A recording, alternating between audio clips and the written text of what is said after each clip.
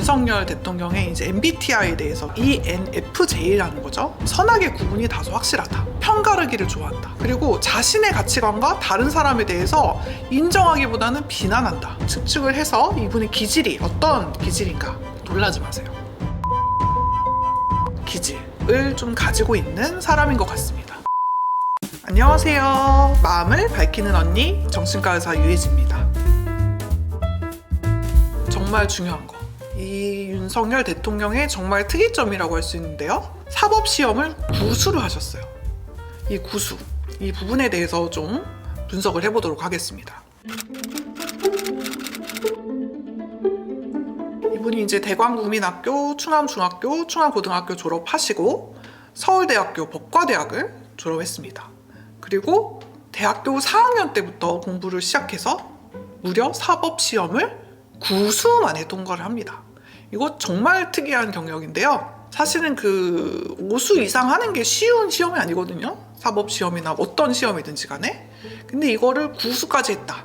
이거는 진짜 특이한 거죠. 저는 사실 이분이 처음 대통령이 됐을 때는 진짜 구수는 아무나 하는 게 아닌데 정말 뚝심이 있구나, 밀어붙이는 사람이구나, 보통 사람은 아니다, 이런 생각을 했어요.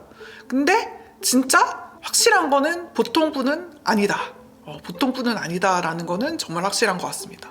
그래서 2차에서 9년간이나 떨어졌는데도 정말 좋게 말하면 뚝심 있게 밀어붙인 거고, 나쁘게 말하면 올인한 거죠. 자기 인생을 그냥 몽땅 꼬라 박은 거예요. 그쵸? 근데 이제 친구들은 이 윤석열이 사람을 좋아하고 맨날 술 좋아하고 하니까 합격이 늦어졌다, 이런 얘기를 하는데요. 글쎄요. 여기에서도 보면은 좀 이분이 좀 한방 인생이다. 그래서 누구는 평생 대통령 하고 싶어도 못하는 사람 많은데 이분은 갑자기 검사하다가 3개월 만에 대통령 후보 돼서 바로 대통령 되잖아요. 한방 인생이 있다. 이분이 약간 한방 기질, 약간 충동성, 이런 것들이 좀 있는 편이고, 또 반골 기질도 좀 있는 것 같다. 자기가 한번 하기로 마음 먹은 거라면 계속 실패하더라도 미친 듯이 그냥 몰아붙이는 그런 기질? 이런 기질도 좀 엿보인다는 생각이 됩니다. 그리고 이때도 사실 친구들 사이에서도 뭐 노는 거 되게 좋아해서 친구들이 심심할 때 부르면 맨날 같이 놀고 술 마시고 놀아주고 뭐 친구 애기도 봐주고 되게 좋은 그런 친구들 사이에서는 인기 많은 그런 친구였던 것 같아요.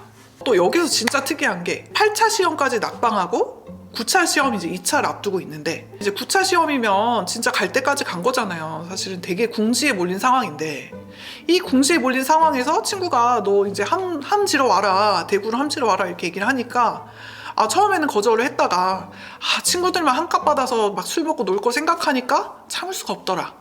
그러면서 갑자기 휙 하고 대구로 가버려요.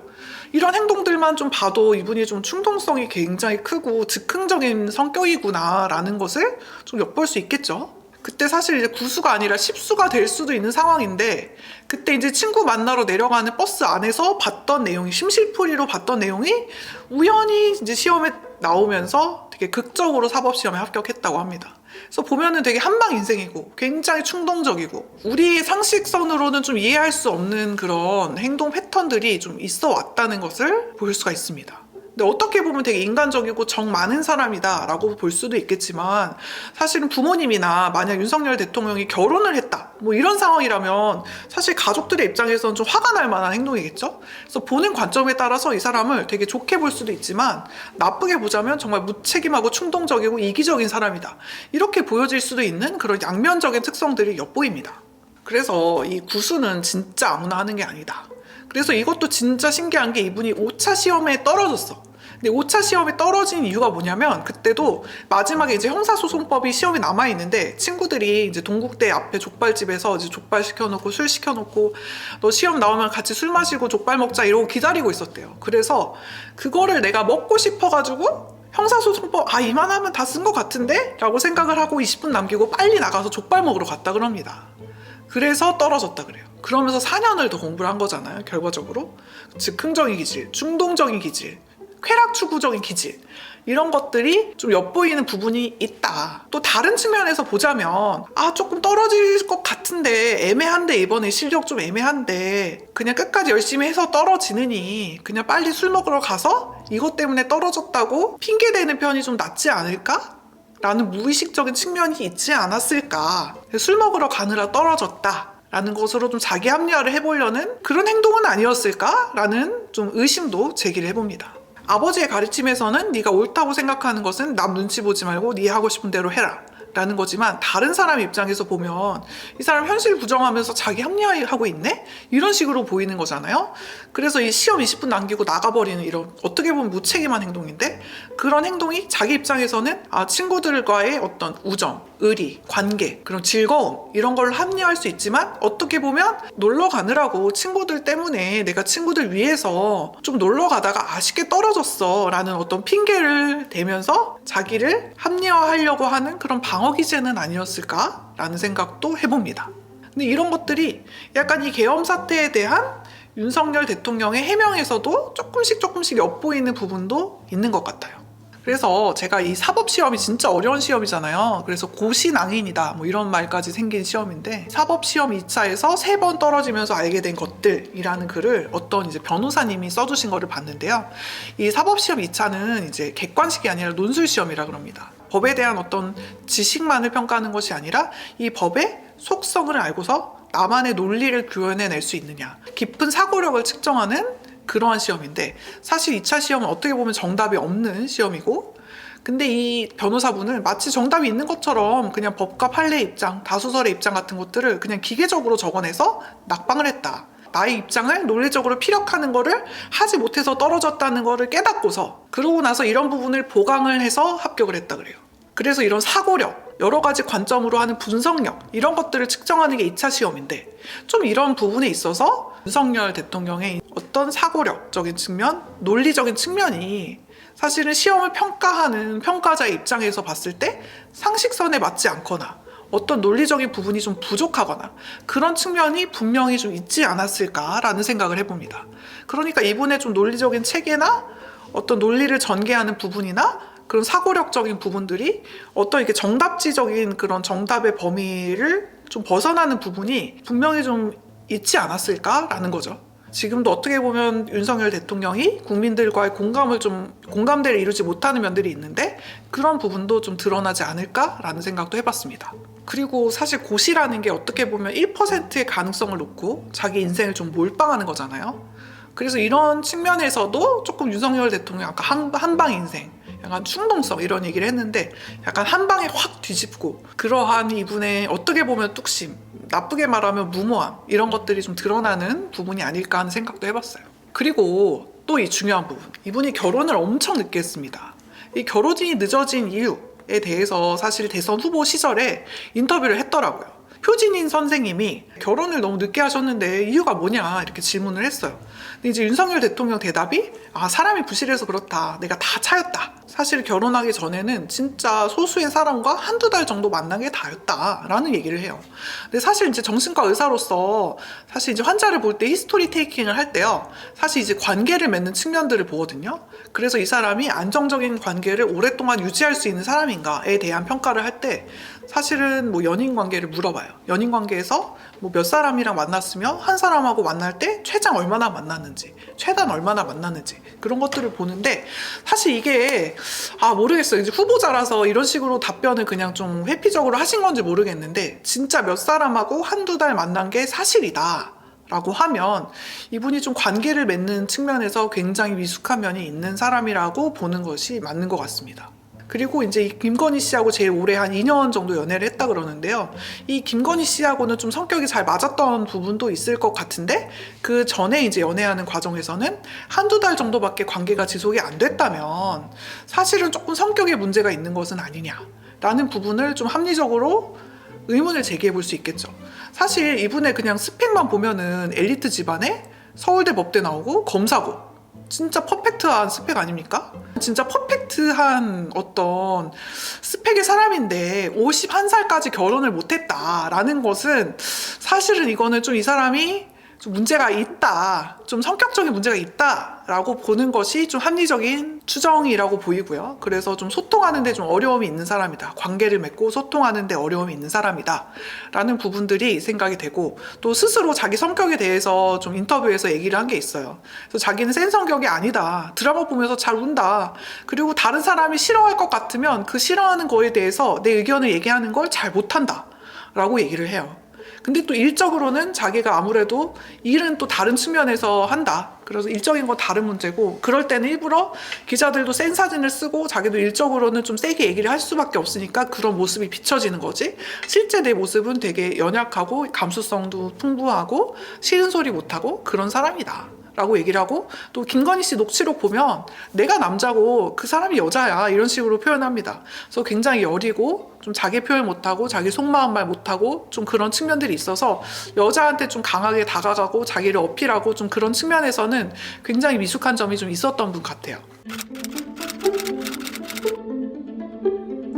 그래서 제가 그 나무위키에 나온 윤석열 대통령의 이제 MBTI에 대해서 좀 봤는데요. ENFJ라는 거죠. 근데 이제 이 ENFJ라는 성격을 좀 보면 선악의 구분이 다소 확실하다. 그리고 인생과 인간을 따뜻하게 본다. 또 단점을 보면 편가르기를 좋아한다. 그리고 자신의 가치관과 다른 사람에 대해서 인정하기보다는 비난한다. 그리고 또 좀 안타까운 점이 경쟁적이거나 긴장이 팽배한 환경에서는 일하기 힘들 수 있다. 지금 어떻게 보면 대통령이라는 직책이 진짜 경쟁도 많고 긴장과 싸움의 연속이잖아요. 그래서 그런 상황에서 사실 정서적으로 많은 어려움을 겪고 있지 않나라는 생각을 합니다. 그리고 타인의 시선도 많이 의식하고, 또 보면은 모든 걸 자기 자신과 연결시키려는 성향, 약간 좀 과대망상이죠. 피해망상이 될 수 있어요, 이런 것들이. 좀 이런 부분들이 있다라고 보이고, 근데 사실은 이제 이분을 싫어하는 분들 입장에서 얘 ENFJ 거짓말이다, ENTJ다 뭐 이런 얘기를 합니다. F가 이런 짓을 할 수 없다 이런 얘기를 하는데, 사실 저는 제가 보기엔 ENFJ가 맞다고 보이고요. 그리고 실제로 이제 사석에서는 ENFJ적인 측면이 많이 보이는데, 아무래도 대통령의 직무를 수행하다 보면은 좀 정적과 싸우고 뭐 자신의 의견을 피력하고 좀 이런 측면에서는 ENTJ적인 부분들이 보는 사람 관점에서는 많이 드러나지 않나라는 생각을 해요. 이 ENTJ가 뭐냐면 사실 독재자들이 많이 갖고 있는 성격이거든요. 뭐 스탈린, 모택동 이런 사람들이 다 ENTJ라고 합니다. 근데 지금 보면은 ENFJ는 맞는 것 같은데, 아무래도 대통령의 업무를 수행할 때는 ENTJ적인 측면들이 좀 크게 나타나지 않나라는 생각을 하게 돼요. 그래서 제가 좀 이분이 하는 행동, 어린 시절의 기질 이런 것들을 보고 이분의 TCI, 성격을 좀 추측을 해봤습니다. TCI가 뭐냐면 기질 및 성격 유형별 해석인데요. 근데 보면 T가 뭐냐면 템퍼라먼트, 기질이고, C가 뭐냐면 캐릭터, 그러니까 성격이에요. 이분의 기질을 좀 분석을 해보자면 노블티 시킹이 높은 것 같아요. 좀 새로운 것에 도전하는 걸 좀 좋아하는 사람이고, 보면 하는 행동들도 보면은 어떤 뭔가 검사를 했다가 대통령에 확 도전을 했다가 대통령이 했을 때도 계엄을 했다가, 좀 이런 행동을 보면 노블티 시킹, 새로운 것을 추구하는 성향은 높고, 반대로 harm avoidance, 위험 회피 성향은 좀 낮아 보이고, 그리고 타인의 시선을 좀 의식하는 것, 그게 이제 사회성적인 측면인데 reward dependence라고 하는데요.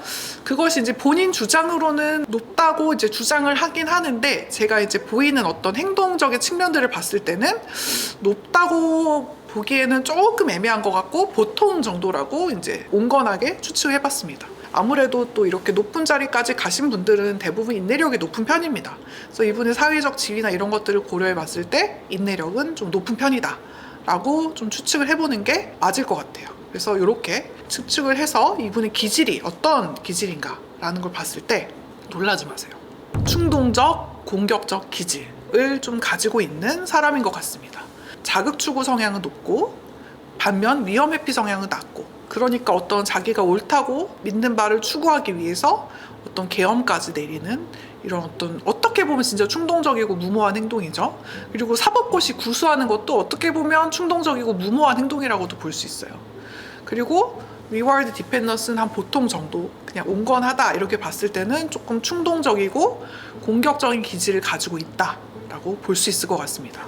그래서 이런 충동적, 공격적 기질을 갖고 있는 사람의 특징을 보면, 장점은 좀 새로운 상황에 처하거나 낯선 사람을 대할 때 적극적으로 탐색하는 외향적인 사람이다. 그리고 위험을 무릅쓰는 행동을 즐긴다.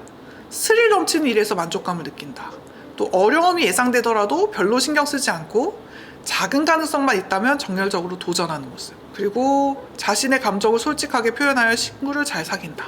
근데 반대로 좀 단점으로는 좀 성급하고 충동적이기 때문에 실수가 많고, 또 세심한 계획이 필요한 일에서는 손해를 보거나 낭패를 본다. 반복적인 일을 견디지 못하고 변화를 추구하고, 그리고 화를 잘 낸다, 격노했다, 뭐 이런 내용들 많이 보셨을 거예요. 좀 참을성이 부족하다. 그리고 때로는 공격적인 모습을 드러내기도 한다. 좀 이런 부분들이 윤석열 대통령의 기질이지 않을까라고 추측을 해봅니다. 조심스럽게. 이거는 그냥 저희 개인적인 추측일 뿐이에요. 그리고 이제 성격적인 걸 좀 봤을 때는 이분이 뭐 아무리 뭐 대통령직을 잘 못하고 뭐 계엄을 내리고 뭐 망쳐놨다라고는 하지만 그래도 한 나라의 대통령까지 가는 거는 사실 쉬운 일은 아니거든요. 그래서 성격적인 측면은 그렇게 나쁘진 않을 거라고 봐요. 그래서 성격적인 측면은 제가 좀 높게 평가를 했고, 왜냐하면 일반적으로 그렇습니다. 이렇게 높은 지위에 있는 사람인데 성격이 진짜 엉망 빠았는데 높은 지위에 가는 사람은 거의 없다고 보셔도 되거든요.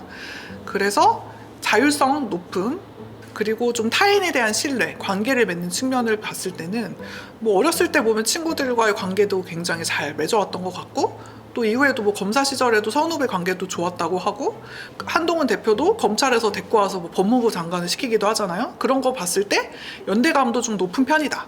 마지막으로 자기 초월. 이게 뭐냐면 지금 있는 그 모습, 자기의 모습에서 좀 어떤 다른, 더 나은 내 모습으로 좀 바뀌려고 하는 거. 그러니까 역할의 유동성에 따라서 자기 모습이 바뀌고, 그런 것들이 자기 초월인데, 제가 봤을 때는 좀 이분이 검찰에서 대통령으로 넘어가면서 사실 이 검찰의 역할적인 측면을 대통령의 역할로 이제 전환하는 과정이 좀 잘 되지 않은 부분들이 있는 것 같아요. 그래서 자기 초월은 낮거나 혹은 보통 정도로 좀 보는 게 맞지 않을까라고 생각을 했습니다. 자율성 연대감이 높고 자기 초월이 보통이라면 사실 이제 성숙한 성격, 좋은 성격이라고 할 수 있고, 이럴 때는 좀 사력 있고 성숙한 모습, 대체적으로 긍정적인 감정을 느낀다.